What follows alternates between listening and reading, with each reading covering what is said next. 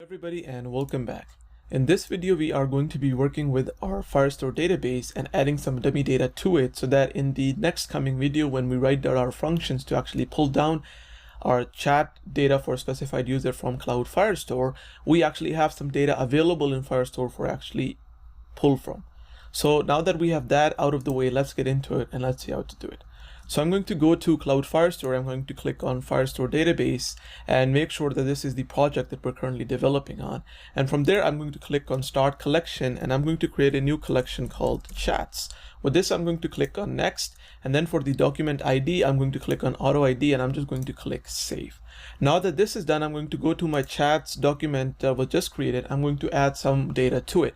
What data do we need to add? Well, firstly, I'm going to go back to the Firebase project that I had developed to create this project. I'm going to go to the Firestore database and I'm going to kind of mimic the structure that we have there. So we need a Boolean, which is activity and is group. So let's add those. So first is going to be a field called is activity, and this is going to be a Boolean value, and I'm going to set that to false for now. With this, I'm going to also add another field. I'm going to call this is_group, and I'm going to make this be a Boolean as well. I'll set this to false as well. And then what I'll do is that I'll add another field. I'll call this members, and I'm going to set that equal to be a array of strings and do command save. Now I'm going to go back to my authentication tab and I'm going to just pull two users between which I want to create this conversation. Since the application that I've been developing, I'm logged in as Hussein, I'm going to copy Hussein's ID first. From here, I'm going to go back to Firestore, to the chats, to the members array, and I'm going to, for the first member, add his ID. And then what I'm going to do is that I'm going to then go, and this time to my Firestore collection of users, because those IDs are the same as the authentication IDs are. And what I'm going to do here is that I am going to copy, for example, the ID for Robert, because he's one of my favorite actors. So command C, come back to the chats, and I'm going to add him as a member as well here like this. With this, now we have the two members added to our members list. We've defined one of the chats. Now what I'm going to do is that I'm going to add another document. For that, I'll say auto ID as well, and I'll do command save.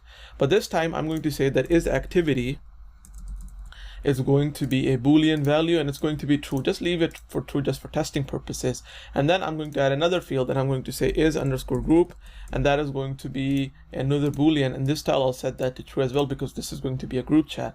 I'll add a field to it. I'm going to say members, and I'm going to say that it's going to be an array. And for the members, I'll add Robert's ID because that was already copied and convenient.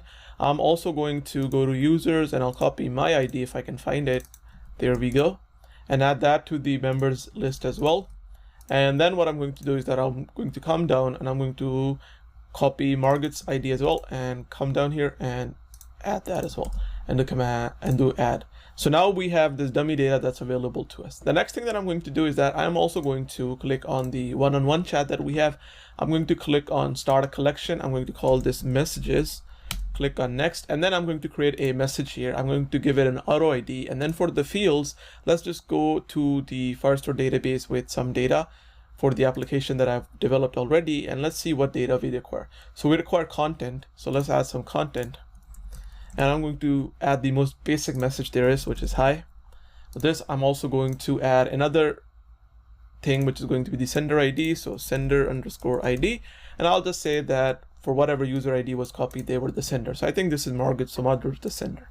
With this, I'm going to add the sent time, so the sent_time, and that is going to be equal to a timestamp, and the timestamp will have today's date, and then the time could be, let's just say 15:27:00, just some random time. And then finally we'll have a type as well, so I'll just copy or add a field, say type, and say that this is text, and do save. So that's pretty much all we have to do for this chat. Now I'm going to go to my other chat. I'm going to create a collection there as well, say messages, add to it, say auto ID, and then for the type, I'll say that it'll also be text. For the sender ID, I am going to add Margaret's ID. For the actual sent_time, I'm going to say that that's going to be a timestamp, and it's going to be today's date, and then I'll just say 13/0 or 13/42 12, let's just say. And then for the actual content, I'm going to say that this will also be the basics message, which will be hey. And then with this, I'll do command save, or just save. I don't know why I keep saying command save, but just save. With this, I've just noticed a mistake that to the message that we added to the other not a group chat that we had, we, for the sender ID, added the ID of somebody that's not a part of this chat. So I'm just going to copy the ID from here for the people that are actually a part of this chat, go to the same message, and then just update the sender ID to be the one that I want.